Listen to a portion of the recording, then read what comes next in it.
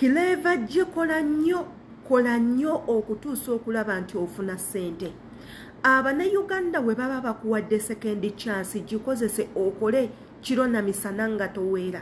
Ate ekisinga amakulu teekamu ennyo essaala Katonda akuyambe ssente ezo nga bw'ozikoze ozikolemu ebintu eby'amakulu. Weezimbe nga ggwe omwami otuuke ku eryo essa ly'abo abalowooza nti gwe tosobola kubenkana. Nalabye akatambi ka Kileva gye ng'agenze wa maama we okusaba emikisa ne taata we. Nakaabya amaziga gesitakaabangako mu bulamu ate nga sisuubira nti amaziga gano ndiddamu ogakaaba omulundi ogwokubiri.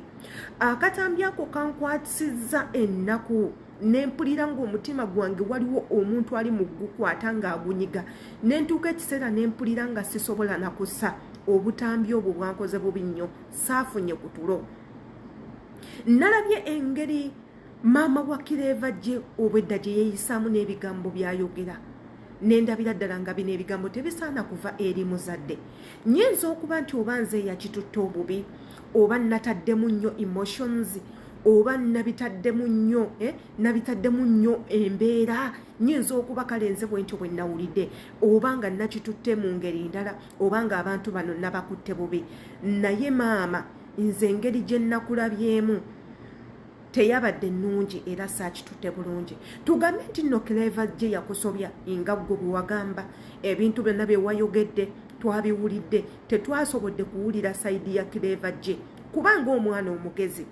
Era Eva maama yawangula, taata yawangula, omwana tosobola kuwangula lwa nsonga ne wooyogera ki maama ng'ayogedde tewali muntu yenna agenda kuwulira kubanga maama ayogedde. Tewaweereddwa chance eyogera kwennyonnyolako. Katugambe nti bagamba nti Kileva gye yakyawa ewaabwe, n'akyawa maama, taata n'akyawa ne baganda be. Naye tudde ku nsonga ku drawing board. Ki ekyaleetera Kileva gye okuba nga yakyawa famire ye n'akyawa baganda be nga maama we yatugambye nti tayagala baganda be ng'ate ye yamukuza.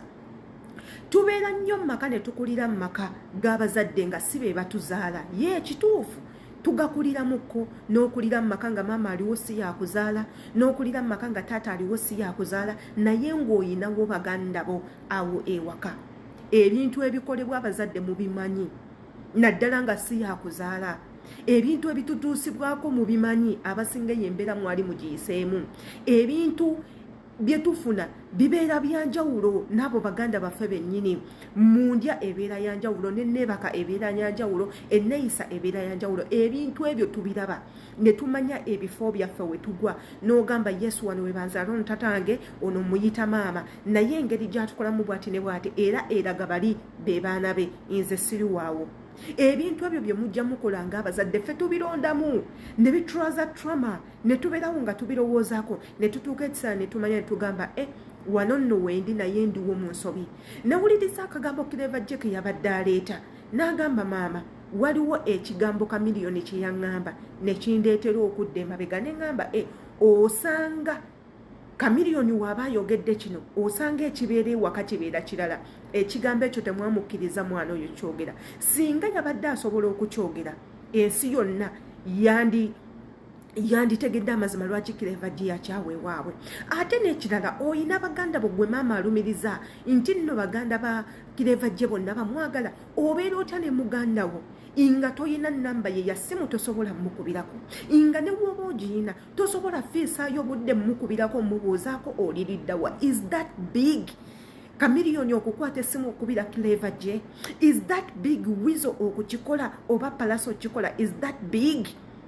Mazima ddala nga bamwagalanga gwe bw'ogamba.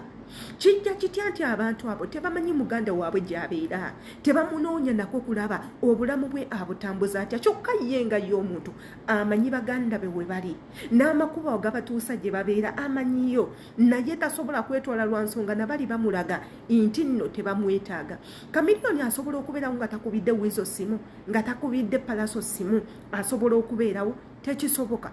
Beesisinkana ne bafuna ku budde, ne banyumyamu, ne batambulamu, ne basekamu. Kye batakola ku Kileva gye amakulu gali nti ne bali bakimanyi nti oli si muganda waabwe wa musaayi, si muganda waabwe mumubwe si muganda waabwe yennyini nti maama ne taata be bamuzaala yandiba nti muganda waabwe musayi naye nga si mukwano gwabwe. Ebintu ebyo ffenna bitutuuka ku wano we ŋŋambira abantu eva mugende nga nnyo gye babaagala. Ekyo nange nkikola nnyo. Genda gye bakwagala, gye batakwagala togendayo. Tokaka nnyo bantu kubeera mu bulamu bwo nga bo tebatuusizza budde obwo tebakwetaaga. Omanyi tubeerawo ne tukaka abantu okutulowoozaako nga tebatulowoozaako naye gwe n'omukaka gw'oyagala beba gw'okuba essimu osobola n'ogikuba ne bagigaana n'obasindikira message ne bazibikula ne baziraba ne bagaana okuziddamu. Amakulu gali nti igwe toyina nnyo kyamaanyi mu bulamu bwabwe. Ekintu ekyo maama yandibadde akirowoozaako. Ate n'ekirala ng'omuzadde wandibikiridde ensobi z'omwana wo mu kamera n'omuzza ebbali n'omugamba mwana gwe nakunyiigira bwakola bwoti naye omwana n'akwetondera emirundi n'emirundi n'ogana n'omukwata ku mutwe. Omusajja akugamba omwana musonyiwe nti ate nze sinnamala. Ebintu ng'ebyo bamaama baffe yadde nga muba temutuzaala kutujja mu nda zammwe mukwekeeko ebintu ebimu. Kyogamba kamiliyoni singa ye yakusobya nga mwana we ye yakusobya gwe yandikomyewo okwetondera wandyeyisizza mu eyo mbeera. Ekyo nammwe nkirekeddemu abagenda okulaba akatambi kano. Yenze Shila Adita Imbagala nnyo.